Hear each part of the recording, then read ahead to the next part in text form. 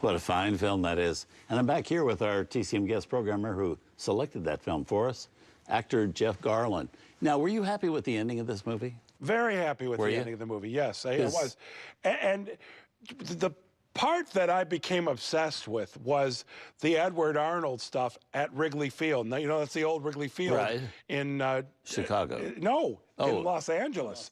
In Los Angeles, they filmed that there. But that was the scene where emotionally it overwhelmed me. Like I almost couldn't handle what they were doing to him. Yes, it is. Well, you know, and I love the rooftop and the snow. Capra was never happy with the ending, and he actually filmed, I think, 5 different endings. What were the other endings? Well, they all had different. They all went in different directions. Did he ever jump off the roof in any of them? I think he did in one. Did he really? But what they did was, and I thought this was so interesting, they tested it in 5 major cities. And so at one point, if you saw Meet John Doe at a screening in one of those cities, you saw a different ending. And they to see how it would play with an audience. And this one played the best, the one they have on it, but it was never one that satisfied Capra. And the one thing he felt about this movie, he was never totally satisfied with it because he didn't think they picked it, or they ever got the right ending on it. You know, I screened a movie that I made recently called Dealing with Idiots. I mean, it wasn't a screening. It was actually opening night. And after the screening, I said with the editor, I go, I now know how we should have cut that scene, like a key scene in the movie. And it only occurred to me then, but you're stuck. Right. Only person who ever goes back is George Lucas. Right. Like a toy almost, you know.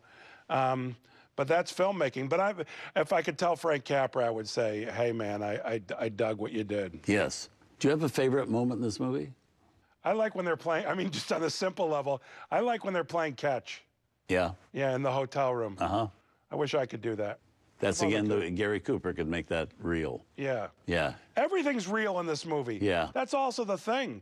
Even the guy, you know, early on in the movie, the guy putting the letters on the door, I'll tell you a great moment in this movie, a great moment that I thought, wow, is where James Gleason sends, I forgot the actor's name, who works for him out of the room, and he's already tripped on the umbrella stand or on something, I forgot what it was. And then the second time he does it, it's off camera. And we hear it, and Barbara Stanwyck turns, and we hear the whole thing, and we know what just happened. Right. Brilliant. Good Brilliant, stuff. yeah. Absolutely good stuff. Well, we're on to something here. Yes, we're going to move on. Don't go anywhere. Jeff and I are going to be back to introduce another one of his picks. This one from director Peter Yates, 1968. Totally different kind of film from Meet John Doe. This one starring Steve McQueen and Jacqueline Bisset.